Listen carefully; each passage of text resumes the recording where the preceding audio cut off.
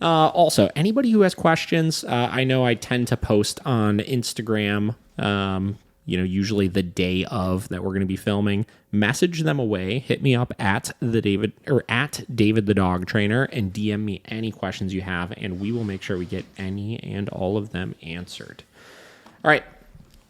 So, first question here is from Jess Garrich. So, Jess asks, Pilsner is getting older and is so sensitive to sounds. He barks at nearly every little noise during the day. Car door, neighbor taking garbage can out, someone talking outside. He's fine during the night, but it is a nuisance while working from home. I admit training got pretty laxed after he got sick a few years back. So Pilsner is a dog that I worked with probably like 6 years ago, legitimately. So it was when I was still working for Rob.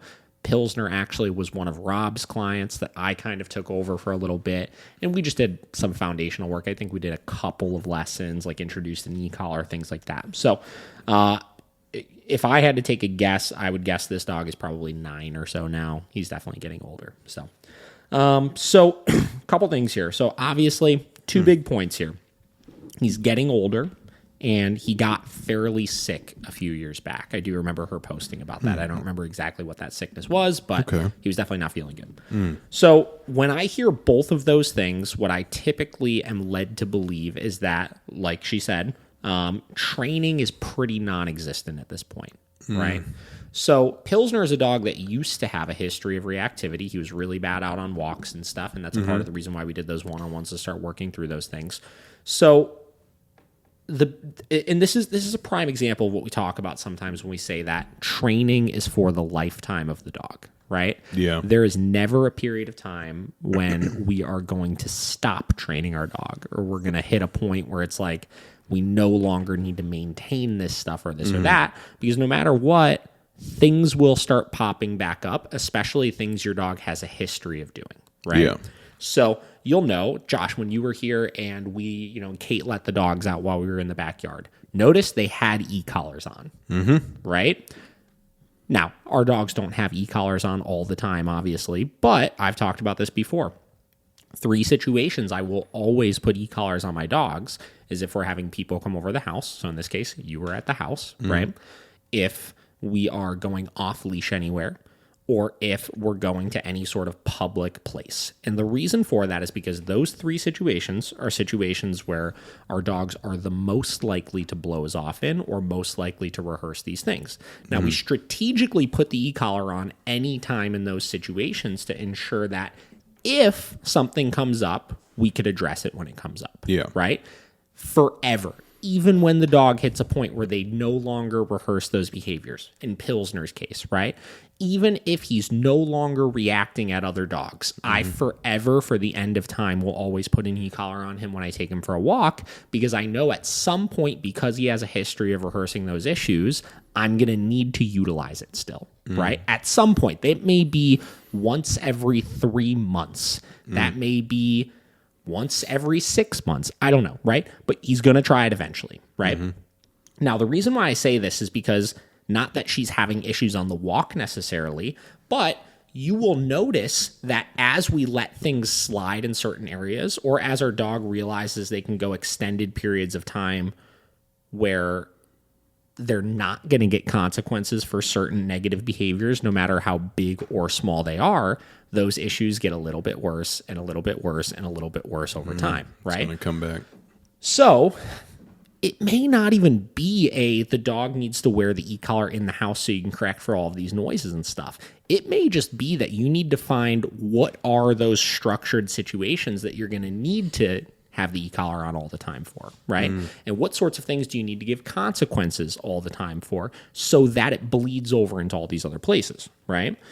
So the first thing I would do is I would get the e-collar out. I would make sure that it's charged up, and I would make sure that every single day you implement it into some situation in your day-to-day, right? If you're walking him still pretty regularly, I would definitely put it on when you're out on the walks. And then I would pick whatever your highest traffic time during the day is when you're working and make sure he has it on in that situation as well, right? And then what I would do is I would implement that essentially forever, For the remainder of this dog's life, he's going to wear the e-collar in these handful of situations, and you're going to make sure that you're ready to correct for any of that nonsense as it comes up right away, right? Don't use, this is not a getting more sensitive to the noises kind of thing or anything like that. It has nothing to do with because he's older, he's more irritable or whatever it may be. It has everything to do with the fact that right now, the dog has just realized that he can get away with these things again. Yeah. Right? So when I see questions like this, that's almost always what I'm starting to see. So again, long-term maintenance, keep that in mind, right? We're never getting off of the e-collar, right? We're never and again, it's not even an e-collar thing. We're never getting off of giving the dog consequences for poor behavior, right? Because the more, because I'm consistent about putting it on in those situations, I know every single time the dog does it, I'm going to be able to address it and I'm never going to get caught off guard, which means that I'm going to develop that long-term habit of them not doing it, but I'm still going to position myself to be able to address it those few times that it sneaks out, right? So pretty simple one, honestly. I would just say, like I said, you got to get a little bit more consistent about stuff. And it doesn't mean you need to sit down and do an hour of training a day, right? Everybody kind of uses this as like the reason of like, I got lax with the training. Yeah. And I think it's because in their mind, they look at it like when we were doing one-on-ones where you needed to sit down and do like 2 15-minute sessions a day or this or that. And you needed to like chunk out time for it. Yeah. Where it has nothing to do with that. Your training that you're going to be doing with them is going to be happening while you're working from home. You know, it's going to look like cool. We're at our desk. We're typing. My e-collar remote is right here. Pilsner's off. Fucking off, doing whatever he wants to do. Oh no, there's a car door. Pilsner. Oh, oh.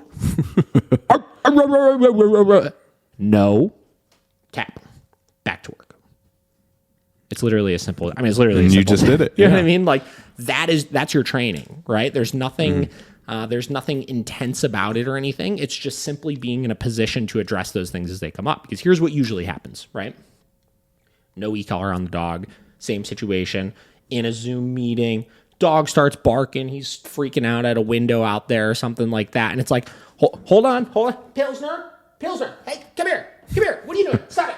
Get in your crate. Go to your bed, right? It turns into a whole production because there's no easy way that you could, there's nothing you could do about it at that point. So instead, you get frustrated, your energy level comes up, which just brings Pilsner's energy level coming up, which then disrupts your meeting or whatever email you're sending or whatever it may be. And it just turns into a disaster. Yeah. Right? So you got to position yourself to be able to address these things immediately when they come up and have it just be matter of fact, simple, right? Dog does what you don't want. You're at your desk. No, tap. Done. Boom. So that's what I would recommend. Get really consistent about that and figure out, here's the thing that you need to do. Figure out what your long-term maintenance plan is. What situations does he need to maintain that collar all the time? Because you're used to those situations being the times that he would typically blow you off in. Right? All right. If you do that, good to go. All right. Let me catch my breath for a minute. What do you think, Josh? No, I think that's something that you know, like you said, it's an easy thing to fall out of. You know, oh, it's been a couple of years. I don't want to like have to put the collar on him every time and blah blah blah. Like, but yeah, you're always like it's a living thing, dude. Every day there's some sort of situation we put the e-collar on the dogs. Every single day. Yeah, I still do it. I've been training my dogs for like 7 years now. Yeah, you know, and every single day I still do it. Yeah. So that's just something you just got to do. There's never a time I'm just going to start letting stuff slide. And here's the thing. If you notice certain things pop up, right? Something random that's out, like in my case, something outside of those 3 situations of people coming over off leash or out in public, right? Say it's just in the backyard, there's more stuff to smell out there and they get sloppy with coming into the house at night or something like that. You isolate that thing and you put the e-collar on in those situations for a week or 2 and you work through the problem and then you fade it back out again, right? But you do that stuff forever and you don't let stuff hit the point where they start getting really intense, right? The second I were to see my dogs start getting reactive to noises outside, we would be getting an e-collar on and we would be addressing that and making sure they realize they can't do that. The second, that way you squash it, right? When it's really minor still, you say, hey, that thing we're not doing. We're not playing that game right now. You know? as opposed to, oh, it's just a little thing. We'll let it slide a little bit. Oh, yeah, we'll see if he does it next time. He stopped when I said, hey, so it's okay right now. Yeah. And you let it get a little worse until it's a big problem again. You give them an inch, they'll take a mile. Listen, do you remember the book, If You Give a Mouse a Cookie? Mm-hmm. If you give a mouse a cookie, they're going to want a glass of milk. Yeah.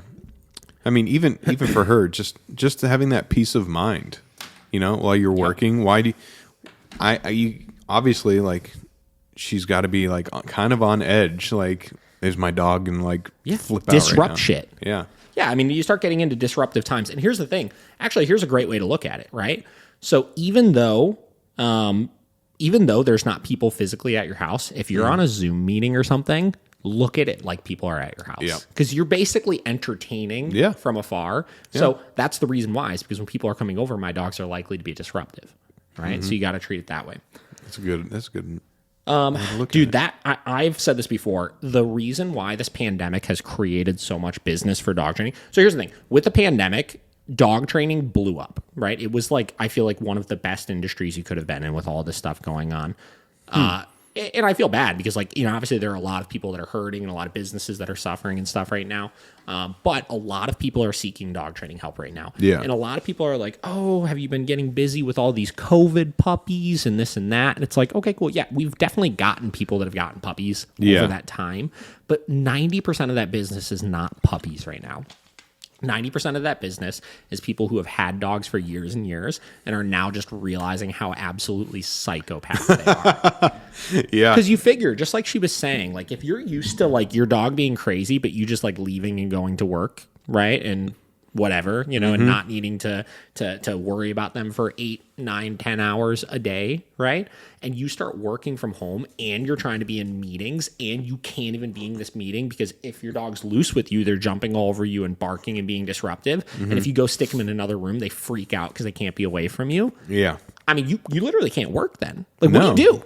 Yeah. You literally, like, there's nothing you can do about it at that point. Nope. And I think a lot of people have realized they've essentially ran away from their problems with their dog for too long. And now that they're stuck home with them, they need to actually do something to solve them. Yeah.